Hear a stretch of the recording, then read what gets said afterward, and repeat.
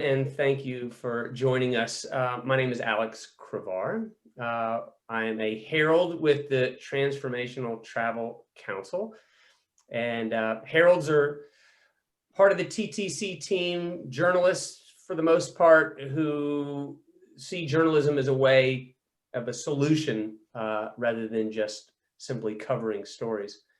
And today we have a Herald hosted panel. Its title is Reporting with Respect. This is for the New Dawn in Travel 24-hour festival. And today we'll be discussing the need for journalistic integrity, the importance of local stories, being true to the destinations that we cover, and ultimately to local voices.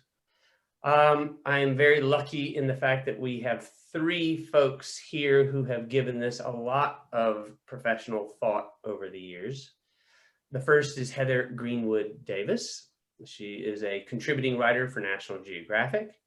Her work also appears in magazines including Afar, En Route, Outside, and Travel and Leisure. She lives in Toronto, Canada. Thank you for being here, Heather. Second is Jill K. Robinson. I was just determined to use the K, so I'm going to use it. I mean, what does K stand for? Kathleen. Kathleen, super. Jill writes about travel, adventure, and culture for a whole host of U.S. national magazines and international publications. She's also won a slew of awards, including Lowell Thomas, the Society of American Travel Writers, and American Society of Journalists and Authors Award. Thank you very much for taking time here. And we also have Elisa Spampinato, and I've actually even written it out phonetically. I don't typically have problems with names, but I hate to just right out of the bat mispronounce somebody's name. You pronounce it perfectly. Well, Italian can be challenging. Elisa is the CEO and founder of Traveler Storyteller. She's also TTC's community-based tourism ally, but she's also a storyteller and writer in her own right and has done a lot of great work, especially in the last couple of years. Typically for a living, she's gathering and telling the invisible stories of destinations and creating bridges between cultures and people. She's involved at the grassroots level and acts as a conduit between local stories, operators, tourists, and folks like me who need to find out this kind of information so we can write about it better. And speaking of me, I have been a travel writer for 20 years. I live in Zagreb, Croatia, typically. Over this time, I've spent a lot of energy covering Southeastern Europe and the complex culture and different opportunities to write about there. And I regularly work with communities, teaching workshops and hopefully developing a new generation of travel journalists in these developing tourism markets so that folks like them can tell their own stories as opposed to people like me who are just coming there occasionally and hoping to learn enough to not sound like a fool. Without further ado, I'll start with some questions. And what I hope here, at the end of this kind of precursor, I'll just say, first of all, I don't want to speak for everyone, but I'll speak for myself by saying that, this idea of talking about local stories and local voices is a dense one. I do not want to come across as pretending to sound like I have all the answers or maybe even many of the answers, but I think the important part for me is talking about this, hopefully triggering folks to also think in this way, not just because it's the right thing to do to include the folks who you're covering as part of your story, imagine, but also that it might actually make for better stories. Anyway, so I just hope that it spurs some conversation. And mainly I will ask questions of all of us. And after that, see how the discussion goes. Hopefully we just build upon each other. But for the first round here, I'll single folks out. Heather, you first. When we spoke before, you mentioned the importance of humbling yourself as a journalist and resisting the urge to tell the story that you think needs to be told. So the question is, what do you do to put yourself in the mindset with regard to having the story come to you instead of forcing yourself on the story? Right. All of us here, feel free to amend the question if what I say is not exactly makes sense. But no, yeah, that's pretty much how I feel. I think a lot of us intentionally are not, writer or not, set out to tell the story of a place based on what we think we know. And I think it's often what we've read or what we've heard about, and all of that plays a part in the story we try to tell. And so when I talk about humbling yourself, I mean thinking intentionally about opening yourself up to the idea that what you've read might be wrong, that maybe you don't actually know what you're going into, and maybe you're going to find out when you get to this place. You know, the first trip I took to Rwanda was like that for me. So I had no idea about who I'd meet or what they'd been through, but I thought I did. You know, I thought that because I'd seen the news stories and read other people's stories, I had an idea of what they'd gone through. But until I actually met the people and got to know them as individuals, you realize that even an atrocity like a genocide can affect people very differently. And the stories they have to tell may be different than the ones you thought you were going there to tell. So I just think being open, being ready to listen to what people are actually saying, not dictating what their emotions should be. I think that's all really important. And I also think it's really hard. You know, the other thing I'd say is that when I think about, you know, I remember, I don't know how many of you guys also read Eat, Pray, Love way back in the day, you know, and it first came out. But I remember when that book came out, I enjoyed it until I found out that the book had been pitched and sold before she went. Because I think if you know, it suggests to me that she had a prescribed outcome for how that book would be. And that could be not true, but that's what it left me with. And I think as journalists, as travelers, we need to make sure we're not doing that, that we haven't set out with a story ending in mind, or an arc for our story that's so solidified that there's no room for us to actually adapt it to what's happening in the place that we're visiting. So I think that kind of prescription travel is problematic, and hopefully we're as we move forward, we'll do things in a different way. That's really interesting. I mean, it reminds me of kind of Marshall McLuhan-ish aspect of once you put something into a theory, you no longer are objectively thinking about it because you've couched it in something. I'm curious, what were you thinking prior? Because I'm sure you did your research, had your questions written out, like how I would do, your notebooks ready to go with how you were going to cover the stories in Rwanda.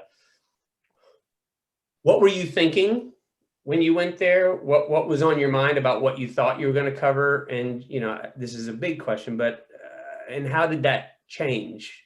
Like, what was an example of the execution of your stories were like in the end, actually? Yeah, and this was my first trip that was really the issue. I don't think I actually went in, I'm not as organized as you, Alex, so I did not have all my questions written out. I think I've always been the kind of writer that sort of wings it a little more than the average journalist that way. Like, I do leave room for it. But I did have those ideas in my mind that if you've gone through this kind of, you know, an atrocity, if you've gone through a genocide, in which, you know, every genocide is brutal, but this was brutal and recent at the time that I went. But, you know, you just have assumptions about who you're going to meet. These are broken people. You know, they're not going to be, I'm going to have to be very gentle with things because they're not going to be prepared to, you know, engage in the way that maybe I just walk into another place. And in fact, it was the other, that level of pain really, you know, I think transforms people in the way that they look at life. And so I actually met people who were very joyful and people who were interested in the future and talking about, you know, what could be as opposed to what had happened. But also not shying away from what had happened, recognizing the importance that forgetting that would be a mistake as well. but the amount of, and I'm sure you've read stories now at this point about the way that they recovered from that in a lot of ways, and the initiatives that came about as a result of that, and the reconciliations that have happened as a result of that. And those are things that I think, as a Canadian, as a Westerner, I didn't necessarily expect as quickly as that started happening. And I mean, that's not to paint a rosy picture on how things are there either. There's a lot of trauma that's unresolved, and things that need to be looked at from an emotional health point of view, I'm sure. But I just think I remember being struck by the fact that people weren't necessarily as broken as I thought I was walking into. I wasn't going there to save anybody. Yeah, that's a really interesting and evolved point for you to make, and one that came after you had already been a journalist for a while, I assume. I mean, that's not a travel story that somebody who hasn't covered a bunch of stories can go cover. And I think that's also a big part of, there is a maturation with this process of being a journalist. And it's not so much that older journalists cover stories better. It's just that, it's right. I mean, who are you calling older, first of all? But secondly, relative. I mean, watch it, Alex. You're definitely older than 16, I assume. No, but you're right. I do think that there is a lot to, being through things and seeing things and learning as you go, and having things happen, and learning from that. But yeah, I think younger people can do it as well. I think it's just, again, just being open to the possibility that you don't know what you don't know. Yeah, right. You know what? Well, that fits in nicely, and boy, you guys are going to think I'm slick. That fits in nicely with my next question for Jill. We talked before about how PR and that layer fits into the kind of the overall spectrum of what it is that we do and how we cover stories, because most of us cover stories about places that we didn't grow up. I mean, sometimes we do, of course, cover stuff in our own backyard, but as often as not, I'm not covering stories that are places that I feel completely that I understand, because I didn't grow up there. I didn't grow up walking to school in these places, the kind of things that you get without even knowing that you got. So to get to the point here, we have to rely on other sources, at least to start the process. And we were talking about this before, Jill, about, kind of the sources where they are working with PR, working with groups that represent different destinations. And so my question is, how do you move beyond the normal channels of information, and how getting past those channels improve your ability to see a story more clearly? More accurately is tough, because I don't know about the word accurate, but just seeing kind of more the central issues more clearly, and to hear from those who are truly central to the story. Yeah, I've always said that our jobs are great for people who are endlessly curious. And I've always been like that. In fact, my growing up, my family had an encyclopedia, and we would be watching TV, and some culture story would come up, and we'd like, I need to know more about that. And it was always the race to who would get to the right letter of the encyclopedia to be able to pull that out and try to learn more. So with regard to PR, well, I've had the fortune to Heather, you're not the only one who's older than 16. Just a bit, like a couple of years. But, I've had the fortune to rely on some wonderful PR professionals as informational guides. But I also do a lot of personal research on destinations and cultures for my stories.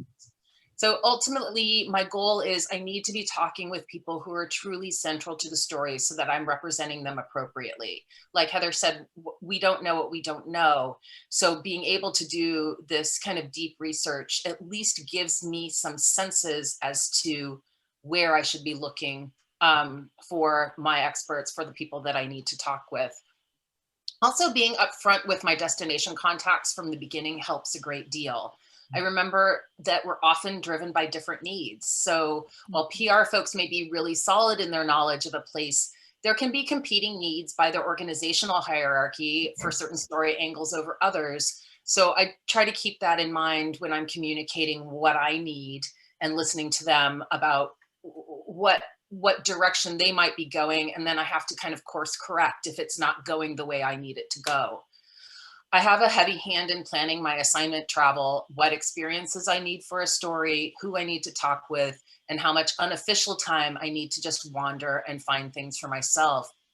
And what Heather was talking about, it is that serendipitous discovery that is really key. So I can set up, I can work with my fixers, my PR professionals on the ground, and my own research to set up the appropriate locations or conversations, or try to figure out who I need to talk with. But it is those serendipitous moments, that experiences that may initially seem non-essential to the story, that do prove essential in letting me get a sense of place and maybe discover something that I didn't know, which again, we don't know what we don't know. So.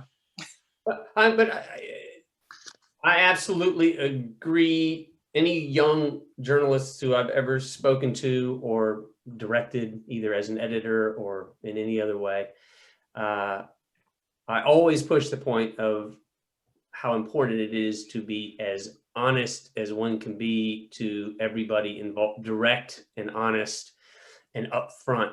But what you said, Jill, I just wanted to get your fix on what you mean by when you're upfront and direct and honest with the folks that you're working with about what you need. What do you mean by that? Well, let's use an example. So I wrote a story about the Sami culture in Lapland, in Finnish Lapland. And for tourism in Finnish Lapland, they see the costumes, they see the hats, they know that Sami are reindeer herders. But that can be shown in a very superficial way, a very surfacey way, so that people say, oh, well, I'm going to go to a reindeer farm and see the Sami's reindeers and go have lunch. And that is a nice opener to be able to understand the culture better, but that is not the culture itself. Right. And so in order to tell the story that I wanted to tell, which is that this isn't just a quaint little culture whose history stopped at a certain point and now they're just lovely tourism stories. This is a culture that exists now. This is a culture that has their own radio station, that has their own parliament, that really focuses on what their future is and how they evolve from what they have been historically to who they are now to who they'll be in the future. And so in order to want to tell that story appropriately, I needed to communicate to the folks in Finland.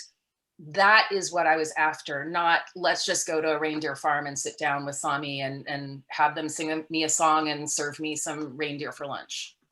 Yeah, that is such, boy, I think that really gets down to the crux of this issue, because there's two things in that really make a lot of sense to me. One is what you and Heather both said, and this is the maturation process, I think, knowing that there is something not to know. I mean, because I don't know about y'all, but when I was 22, I definitely knew everything. It really made no difference what anybody else could have told me. I mean, I would have, but getting to the place where my grandfather would have said, you know, you can fill warehouses with what I don't know about this subject. Getting to that place is a huge place to get in personally as a human. And then the second part with regard to the group that in any group or any country or any people or any culture that you're going to cover, understanding that the commodified version of that is not the same as the actual thing takes also amount of experience, or just folks who are naturally maybe more perceptive to know that that is. And of course, it's easier for some folks to, let's say, people who are representing tourism organizations, to give you the more packaged version, because they know how to roll you up, take you to a meal, go to the next thing, da da da. And all of us should be grateful for opportunities to cover anything, I suppose. But at the end of the day, if you're not honest with them about what it is that you are willing to cover and can cover, they'll expect that you're going to cover what it is that they take you to do. And when you don't, Yeah, sorry. Go ahead, Heather. I was Sorry. just, yeah, sorry. It's, No, I'm not good please, at restraining myself. please do. That would be a severe Um, failure of this process if you restrain yourself. I was just thinking that, I think there's also, because yes, tourism officials are going to shepherd you at times to places that they need, they have an agenda for, they need you to see. But I think we also have to remember we have a responsibility as well when we're even at those places. The people who are doing those things are human beings, with you can have somebody tell you about their culture and you can dig into what they're about, even at a place where it's been crafted for another reason, if you really set your intention to do that. Not nearly as good as being able to do like what Jill's doing. That's amazing to be able to go and actually spend time with the culture and the community. But I think we can't use it as an excuse that, well, it was on my list, so I covered it as it was meant, I was asked to cover it. I think we do have a responsibility, even in those places, to make sure that we are humanizing people and allowing them to be as much of their full selves, and share that with you. And I think that just comes down to having conversations and humbling yourself a little bit to listening. Yeah, and I think that is again, I think it's a great point from the perspective of it's easy to look, whatever it is that's being a travel writer, as all of us here, all four of us know, sounds way sexier than it actually is. But part of stepping outside of the sexiness of the title is knowing that you do have a responsibility, if you do this job well, to cover things correctly. And so I couldn't agree with you more, Heather. At the end of the day, there is a prescribed amount of information that folks are willing to give you. It is up to each of us individually to decide how good we're going to be at our jobs. And I guess part of the reason for having this discussion today is, and I don't mean that I have no axe to grind and I'm not bitter about it, but the fact is there are a lot of folks who aren't doing this job to the utmost of their ability, and it cheapens the general profession to a degree that I think is unfortunate, because we do really have a responsibility, not just to the cultures that we cover, but to not patronize the readers who have taken the time in this age where folks are scattered, to say the least. If they've taken 10 minutes to read your story, to patronize them by not giving them the real skinny, especially if you have gone somewhere and spent time there. So yeah, absolutely. You're right. Nobody gets to, ultimately we have to be in charge of ourselves, I assume. And you've been waiting awfully patiently, Elisa. But this is the perfect absorbing time this is a perfect time for you, because, and yours, you're dealing with these subjects on a really neat perspective, and I think that's really, and I am excited about having you here with us because of that perspective. I mean, you're also a storyteller and a writer, also, so I don't want to make it seem like you're not, but not with the experience. But there's a lot of layers. There's a lot of layers. The other panelists here. Oh yeah. Well, look. So my question to you flatly is, why are invisible stories? As interesting. Right before this conversation, before we pressed record on this, Heather, Elisa, and I were talking about this subject. But why are invisible stories in local communities important? That's the question. But I want to couch that. I want to put that in this kind of brainstorming points that you sent all of us as we were preparing for this, with a handful of questions that I'm just going to rapid fire give you so you can use for ammunition. Use them as you wish. Why are there hidden stories, first of all? Second of all, is it a choice that these stories aren't being told, or is it just simply a lack of space? Should all stories be shared? And what can we do, and how can we connect the dots so that we can at least get better about this concept? Wow, these are questions so dense and deep that, you invite me at a wedding, I would say in Italian.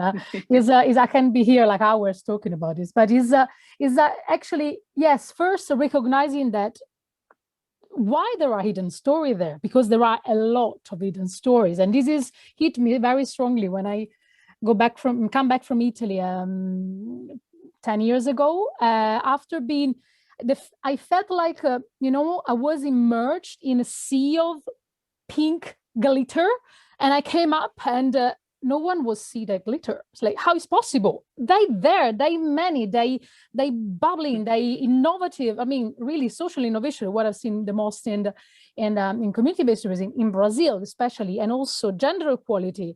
I mean, I wrote about this during the pandemic because it was so evident. So yes, there are a lot of hidden stories. And and that's why when actually I start being a community storyteller without even realizing that, because I felt the need that we need to tell the stories. But yes, as you were mentioning, all the stories should be shared. Not really, because so first of all, why are we telling the stories? For who? Which are the reasons? So if we are, as a journalist, as a travel writers, we think we are writing the story because so realities can be visible, then what is important is that what we're talking about. So I heard a lot of stories that shouldn't be shared because they don't want to be shared. So the protagonists of the story, they don't want that. And that is the first recognition that I'm just a link. I'm just connecting, and I can't connect everything. I had to connect who wants to be connected in a way, or who needs to be connected, but in case of the tourist that wants to go and meet locals, but still looking around, say, oh, where are the locals? How can I get there? So I'm hearing yes a lot. Where are the locals? How can I get there? Why was it? The problem is there are no stories available, even though exist. So they're not available, they're not visible. But then so on one side, there are stories that shouldn't be told for cultural reason, or for, simply personal reason. And then I say, well, this is, of course, we should respect. But there are a lot of stories that are not told, and this is annoying me because there is a lack of space on the mainstream channels. This is due to many factors, and so it's hard to talk about communities. There are a lot of barriers. The language barrier, that's to start with one, right?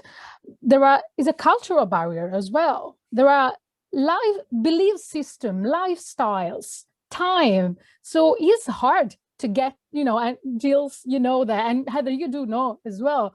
It's really hard, it's time consuming from thinking about, it's a total investment, total immersion in someone else's life. If you really want to get the real story, you have to get fully immersed in that. And what I've been doing, for example, during the lockdown, because I couldn't go anywhere, and my plan was to spend a few months in South America to cover exactly the story. So I started Zooming with all of them. It was hard because internet connection is quite a problem sometimes in some rural community. But I'm glad to tell you, for some communities, that wasn't a priority. But for other community, that was important, to knowing that there are still interest, even though now no one's traveling, but then who knows, they still want to hear my story. So why are stories are important? Telling this hidden story, the one that we can tell, why are important is because I always represent something deeper than just stories. They represent, and this is very true in my personal experience in Brazil with the local community, they are representing identity. They are so that is also true for the community-based tourism project in general. So for them is a way to self-affirm themselves. They write on their land, their identity. So we are, they will say, why they do community-based tourism. At the same time, though, they do this amazing project, but there is no space on the mainstream to get tourists there. And then I say, it can't be possible. There is a big, and this is that due to different things, but also this idea of community-based tourism as a niche. This is like a myth. that it's not true anymore. Tourists want to get to the grocery level. They want to meet the family. They want to sit down with them, have a meal. This is not a niche anymore, also because we're talking about numbers. And I know that there are research that show that actually people that travel to local community and community-based tourism projects, there are many. We're talking about millions, and is like kind of numbers that we, don't allow us to talk about niche anymore. So yeah, there are this important story, and then the importance is, yes, is because it represents something more. Am I correct that am I correct in forgive me, but by using the word define, but am I correct in kind of defining part of what you do as being a liaison between this community-based local voices and, let's say, tourism organizations, tourists, operators? Is that generally correct? And because my second question there is, how do you find these folks? I mean, this is something a lot of journalists would probably love to know. How are you finding these local voices? Look, it's true, the definition in terms of liaison, because I see this need that,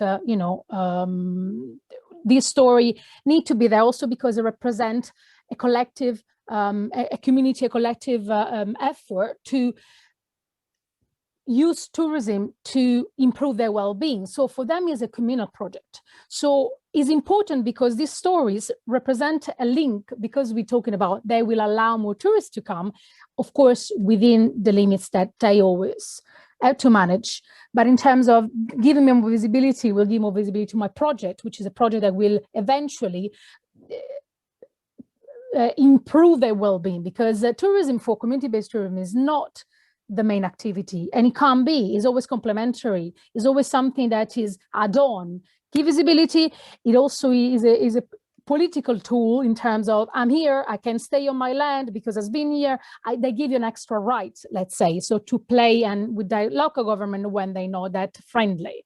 It helps to have international visitors visit their own places as a reason to be there and an extra. And to answer the other question that I forgot. So the other part of the question, I just went into this, the first part. So yes, I'm linking them. And which was the other part? Just how are you finding them? How are you connecting? But this is because I wasn't born a journalist, because I start working with them and then I start writing.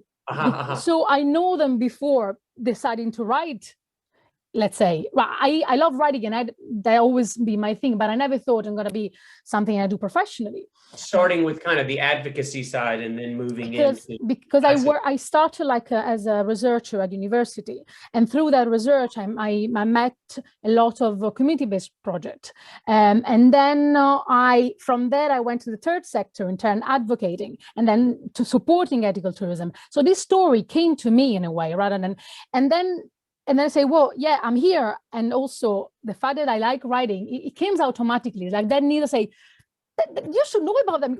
Don't you know about that? So I write something, and I start writing, in fact, on that's why I'm talking about channels. The first channel when I write was blog of charities or blog of NGO, where we were more sensitive with some issues as some niche kind of public right now. So what am but this is not the whole part of the story, because my dream is like making sure that the community knows that they can tell their own story without anyone there. And sometimes they don't see the need to tell the story, but then when they start telling the story, they say, oh, okay, that's nice, because people reach me more and I understand before. So if you start a process before the tourist reaches there, and the place is kind of you preparing the tourists as well to meet really your host, I like saying, and also as a CBT ambassador for the TTC, which kind of I promote community-based travel for all you acronym folks out there. Community-based tourism, yeah. So this is ambassador kind of role is a kind of a welcoming to, because I already been a few months already organizing a lighthouse for the TTC, where for me is the place where I'm inviting them and give them the microphone, and that is the place where the tour operators get to know the real indigenous from Panama, and then actually they organize their own network, local network, and they. So sometimes the language is a barrier. Some of them speak a bit of English. Sometimes I interpret because I speak Spanish and Portuguese, like was my Italian. So that helps, at least for South America and Central America. So because I have both, and that helps. But the point is, like, I see when they come to this place where is international and global by nature, is another story for them, because initially I thought, well, I'm going to do 2 lighthouses, one in Spanish and one in English. I say, no, wait. The whole point is like actually them be in the same room, virtual room, with people that speak English that never met them. So, and vice versa. And vice versa. And have exactly. And then is amazing, because I see the effect. I am very optimistic, and let's say I incurable optimistic in terms of, I believe that talking about joining the dots, showing this hidden story is not only talking about the local community and their culture that, as Jill was saying, changes over time, always changing. You know, indigenous use jeans as well, right? They're not just using they traditional. They are, some of them, they modernize. Not all of them. There are community that don't want to see civilized people. They're their choice, and we should respect them, absolutely. But there are a lot of hybridization, and we have to accept that. This idea of what is the indigenous community in my head, like Heather was saying before, what we think we know, that's totally different from reality. So we have to really have that idea, like a blank page, go there with an open mind. So I was talking. I think I lost my lead, but every time you talk, I find myself getting smarter. So don't ever limit it. But I do find it interesting. With I mean, just to redirect slightly, not because of any reason except for just you brought something to my mind. It's not necessarily revelatory to think for any of us to think that traditional folks and or cultures do become commodified, but it's a very interesting balance of how to. So it's not revelatory that exists. What is interesting and tough is that balance, which is what you brought up, is that folks do see the desire to want to let tourism in to some degree, because it does represent some industry for folks, and it can be cleaner than some other industries. It can be. But it comes at a cost, doesn't it? I mean, you know, commodification is a real thing. It happens when you let folks in, when you're being watched. Yes. So look, sorry. No, that was pretty much it. It's very short. This is very a deep theme, a topic for discussion, because what is authentic, right? When I, as a community, traditional community, I invite people, I have an idea what they would like. Now, depending on what I observe over the years, is like, depending how strong they are in their own identity, they don't want to twist that and adapt to the tourists. And that's what we were working in Brazil with them, and say, look, you don't need to change anything about what you are, what you do. You just, if you want to invite people in your house, sit down and share your story with them, but don't need to change things, because I've seen a lot of, in a lot of cases, they adapting, like kind of, deciding to become commodified is really tricky, because this cultural dominance, it goes both ways, right? We expecting to see something, and they also know that, and they want to please us. So these things that 10 years ago was another story. Now there is more self-determination, self-identity, and strength in terms, say, this is me, this is my culture, you like it or not, these are my stories. Like, yeah, and I think that again is such a huge point, because this hegemony of, you know, we speak about this in terms of a lot of issues, but I think that it's also important to understand that there's a massive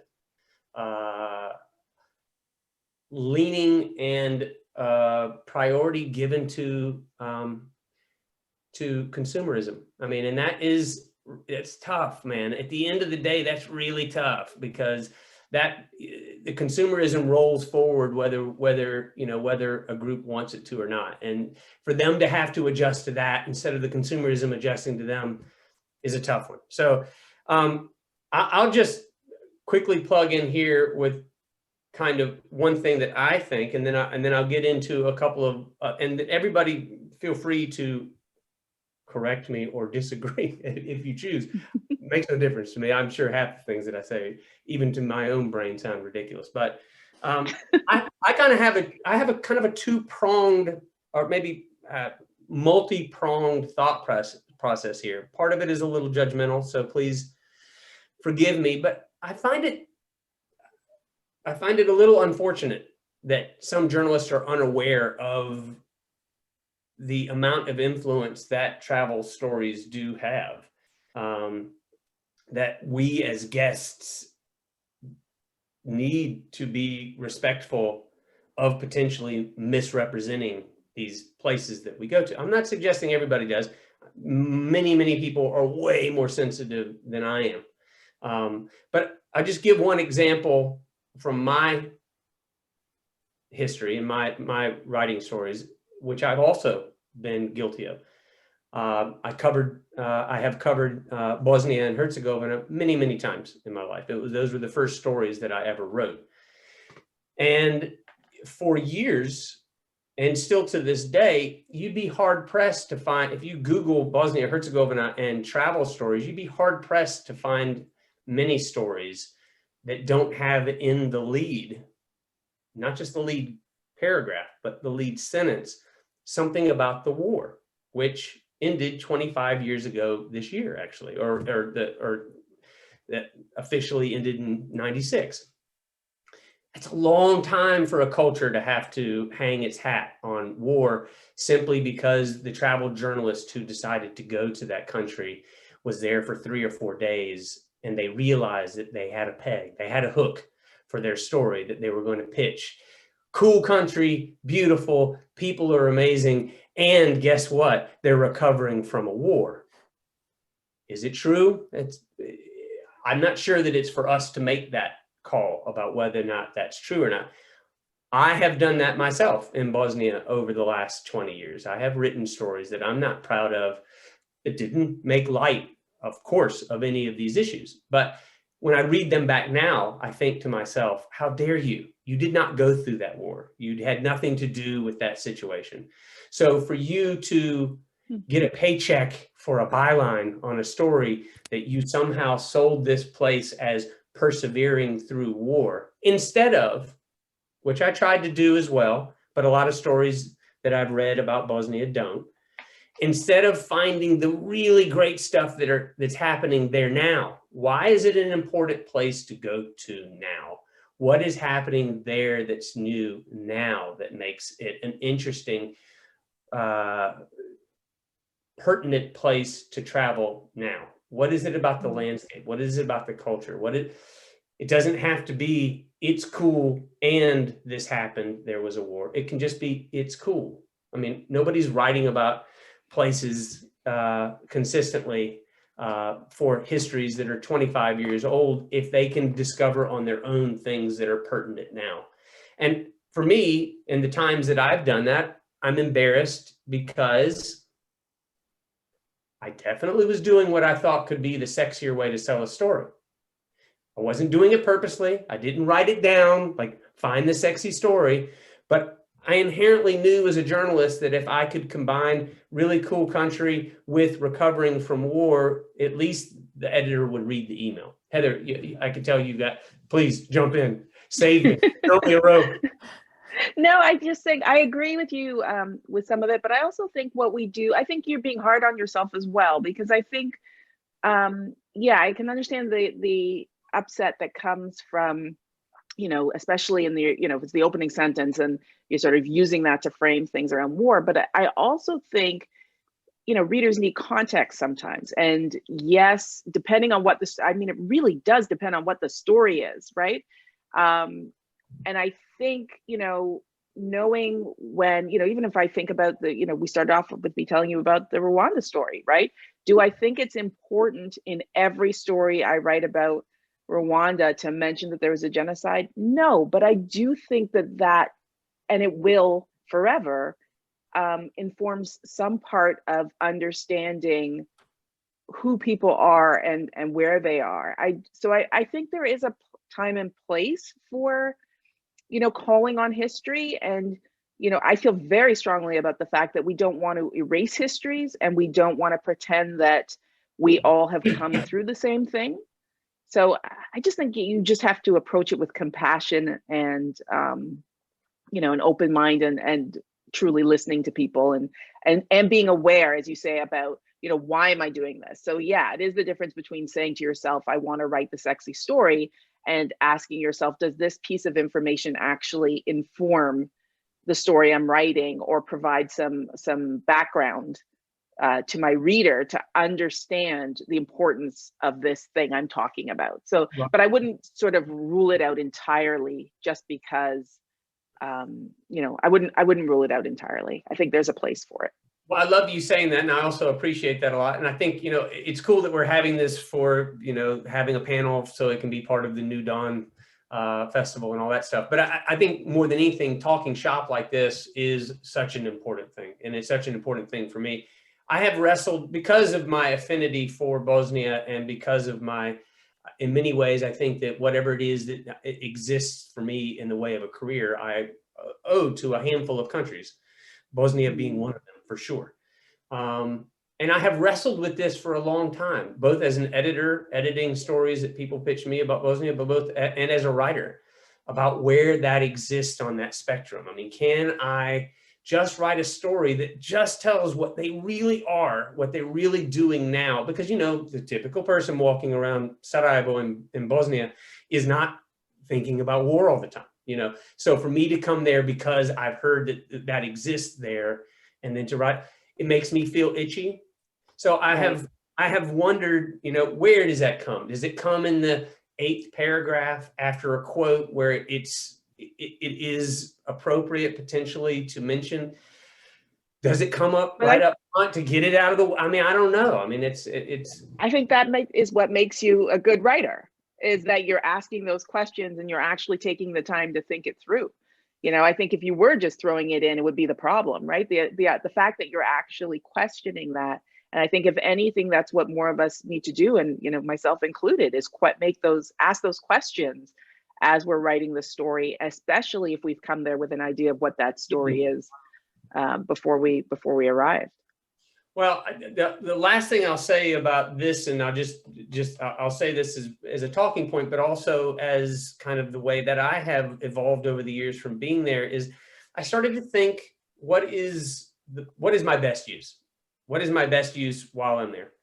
And, of course, there are times, every time you write a story about a place, whether you're doing it via a press trip or some kind of PR outing, or you're just simply doing a travel story, it represents promotion for a place. You may not have written it that way. They certainly will use it that way, 100%.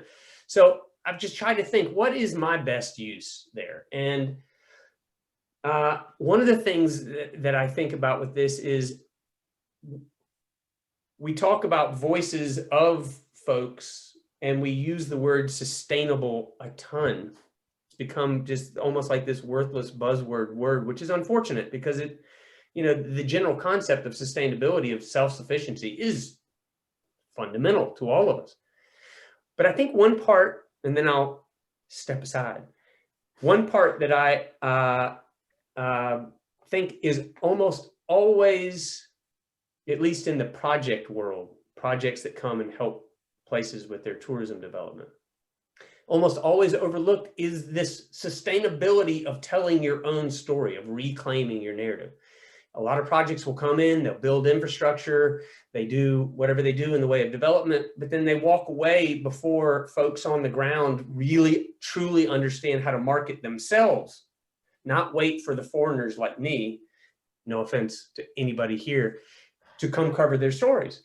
Am I a foreigner to a lot of these places? Absolutely. Do I think foreigners should cover these stories? Absolutely. I'm one of them. But I do think it's an issue that it is such a hugely foreign, especially UK, US, Canada market, that English travel journalism, there are plenty of great travel magazines that are German, Italian, Spanish, French, don't get me wrong. However, it is a really UK and US dominated situation. And I think that that's great, but I think what it overlooks is the fact that we have a culture of travel journalism where we're from that is, we understand it and take it for granted. But it means that we, and I'll say me, would come to a place for X number of days, do my best to truly understand it so I don't embarrass myself when it gets published. But it doesn't take the place of a local person being the travel journalist. And so most of the workshops that I give, most of them pro bono, are to groups of people who are aspiring journalists who speak English definitely as well as I do. Maybe they don't write it quite as well as I do yet, but they're not that far off, to be honest with you. And in this day of internet and emails, they can pitch just like I do. And I think that for me, I've decided that I'm going to continue to cover stories, but I really do want to build a larger pool of people in developing countries who are their own travel journalists. Because this is where I'll end my little diatribe. Because I suspect that a Bosnian writing about Bosnia would not lead with the war. That's just my suspicion. I don't know if that's the case, because there are so few Bosnian travel journalists. But so, you're right. I am a little hard on myself, but I also know that I've made a living off of covering cultures that aren't mine. And for that reason, I should be hard on myself. And I do need to be exacting about what my place is among these cultures, among the cultures that I cover. Absolutely. Yeah, there are structural ways in a story to let your subject speak in their own voice. And so when we want to step back and really hand them the microphone, allow them to really speak their truth and their history, we can do that. But there also have been a few times, not a lot, but a few times when I've realized that I'm not the best person to tell this story. And maybe in those cases, I try to help the story be told, even if that means suggesting another writer who's more closely tied to that culture than I am. And it's a hard moment when you realize, like, yeah, actually, I probably shouldn't be the person stepping in here. This really, I think, belongs to someone else. And I still enjoy trying to kind of hand that off or shepherd it, not managing it, but allowing myself to kind of back off, because I really do believe that the goodwill or right action will come back around to me in some way. But I really do think that ultimately my goal is to illuminate the truth, and it doesn't always have to involve me. Wow. Well, that is about as big a statement. And anybody who has been a travel journalist will see and hear the value in what you just said, because it is a long process in this job to get to a place of security, being secure with yourself, to even make the statement that you just made. Most of us, no matter how mature and relaxed we are, know how competitive this market is. Basically, most of us can write within a few percentage points of the rest of us. So it really comes down to ideas, and it comes down to connections, and it comes down to the way you sell stories. So to understand that somebody else may do it better, and to actually allow that to happen when potentially you have the assignment, it takes years to get to that point. I can tell you for sure that I would love to say that I would also do that. I haven't had the opportunity to do it very often. I'd like to say that I would do that, but I can tell you for sure that the first 10 years of my career, I wouldn't have thought that way. I would have been so happy to get a story. I would have hustled so hard for a story that the idea of somebody else getting the idea that I thought was some brilliant thing and writing the story for themselves. I don't know that I could have done it. Guys, maybe because I never consider myself a journalist, but I think that I kind of I'm also sharing this need with you, not because I'm more amateur as you in terms of that journey. I come from another journey, so for me now, yes, I start to link this story, but I realize that there are a lot of story there. I'm not enough. So actually, I started my mission now is. I already started working with communities, rural communities, indigenous community, and say, look, guys, let's tell let's tell your story. And then, because the idea is like that, as in doing tourism from a community perspective. So you have everything you need. You don't need to have a master to be a writer of your own culture. So the idea is with them, I play a lot. We do this workshop, kind of interactive, say, you have everything you need to tell your own story already. Of course, some of them, they will become great journalists because they say, oh, this is great, I want to get deeper, and then I'm going to go do study on that, more experience. But then others, maybe just taking a picture in a certain way, for them would be, yeah, this is my story, and because I'm telling you how I live it and how it is for me. And this is, you see, shifting this narrative and showing them that actually they already had the power, they just haven't used it yet, but it's already with them. It's so amazing. And for them, realizing is like a mind-blowing. It's like, oh, cool, I can do this. I don't need any other, of course they need journalists to, but at the same time, it's not only the international journalists can come here and cover our story that allow to tell a good story. We can do that as well. And this, I think we need more of this community, more of this exchange, and more of these professionals and community talking together and like kind of writing the story in a way like this is a changes of perspective, a change of narrative. Doesn't happen in a day, and doesn't happen from one side, happen from both sides. That are what I believe. Both have to realize that as a, in the same way community realize they have something valuable, and then tourists, they realize that they want to meet something real, and then more, so it's like the needs two parts to realize that there is other way of looking at things, I believe. And it's exciting because even I won't get I don't know if you want to add something, but it was something that when we were talking before about the hidden story and the reality and the past and the present.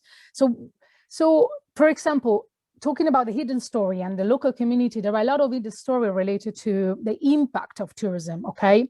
The climate change. So we don't hear the story because initially, we think as writers that we highlight the negative. Look, first of all, I think that we highlight what actually is already happening, and we need to know that. So because communities, they already see the climate change in a way we can't perceive it. On their skin, on the fruit they eat, they're disappearing, the quality of. So I think the story needs to be told. At the same time, though, if you look at the present, you look at that, you already, innovation is coming up, solutions are coming up. So we should cover these stories too. So he's talking about climate change, talking about the impact of tourism, doesn't mean talking about something negative. No, because if you look at now, like you were saying before, there is humans, the ability of humans is adapting to whatever happens around it. So, and believe you me, there are a lot of things happening on the ground level that are adapting to what's already happening there in terms of climate change, in terms of negative impact. Of course, there are different actors that everyone has to take responsibility, but at the same time, if you look at it now, there are a lot of good stories to be told, highlighting the negative, but also the potential and the innovation. So I think there's plenty of space to tell a lot of hidden stories. So I will invite a lot of journalists and travel writers to go and dig in and find those. They are there waiting for you. I think that's a really great point, and I'll kind of pull together my thoughts here as we kind of start to come a little bit to a close. Is that I'm interested potentially where these two vectors meet with regard to folks' culture's understanding that they do possess all of the ingredients that they need to be successful. They don't have to exist in a tourism world defined by this consumerism, you know, number of hotel bed stays, you know, per year kind of idea of tourism, and the security of folks to allow them to tell their own voice, tell their own stories.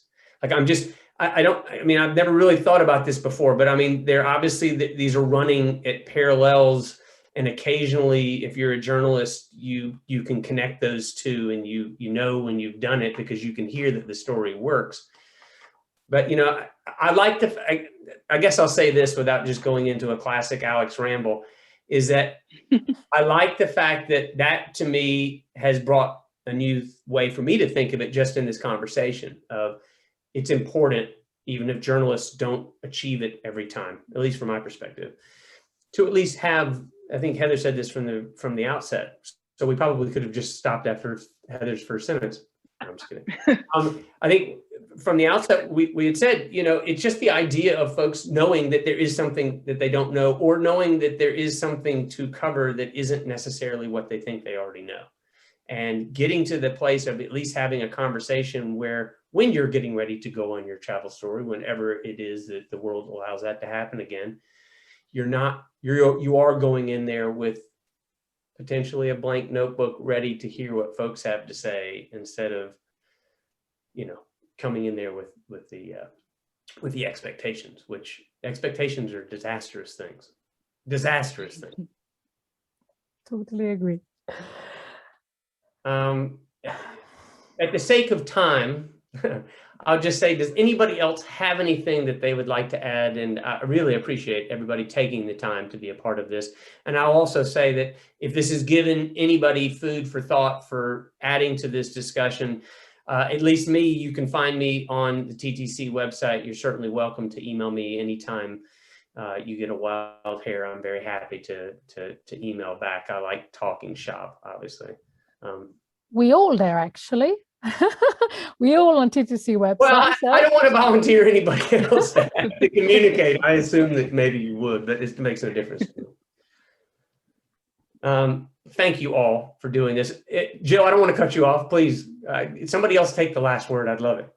So one of the things I really think is important for people to remember, because I think we can get down on ourselves, as at least as journalists or storytellers, we can get down on ourselves and feel like maybe this isn't my story to tell, and how do I allow the story to be told, and being thoughtful about making sure that I'm not getting in the way.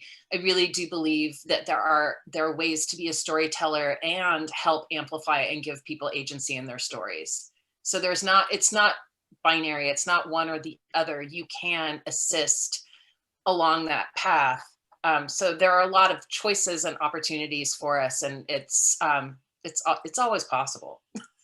Well, that's a really cool way to say it. And I don't think that you could do that until you know that all those aspects exist, which is its own line of, you know, as a writing teacher back in college used to tell me, you know when a story works because you can hear the door close, and you can just feel the box is closed on and you can just feel that it ended correctly. And yeah, Jill, that's a great point. I mean, you can do both. And in fact, I guess in the end, that's what we're trying to do, right? We're trying to strive to do both, because we also want to, I've often said that I am a glorified researcher, and I'm no diva when it comes to the editing process with most of these publications I work for. If they want to change the first sentence, change the first sentence. I'm not going to cry about it, but it's not true. I mean, that's the worker aspect of me talking. But in reality, I'd be lying if I didn't say that there is a lot of creativity that comes into this job, or we wouldn't do it. I mean, I am smart enough to be a international banker. I choose not to be, because that's not the way I want my life governed. So yeah, you're right, Jill. It's not just a matter of it being one or the other. When it works, it's both. Totally. confirm is possible. Yes. And I will invite more to try that possibility. That different balance is, yeah, is very rewarding, honestly. Thank you guys. Thank all of you so much for taking the time to do this, and for everybody's busy, but I really appreciate you all taking the time. And thank you for the invitation. You're welcome. Thank you. You're welcome. And now enjoy the rest of New Dawn. Yes. Thank you. All right. See you guys. Thanks a lot. Everybody, No worries. do stay in touch. I mean, I know people say that, but really do stay in touch. I'd love to talk shop anytime somebody wants to. Same. Totally. I enjoy it. Thank you. Good to see you all. Ciao. Bye. Ciao. Bye.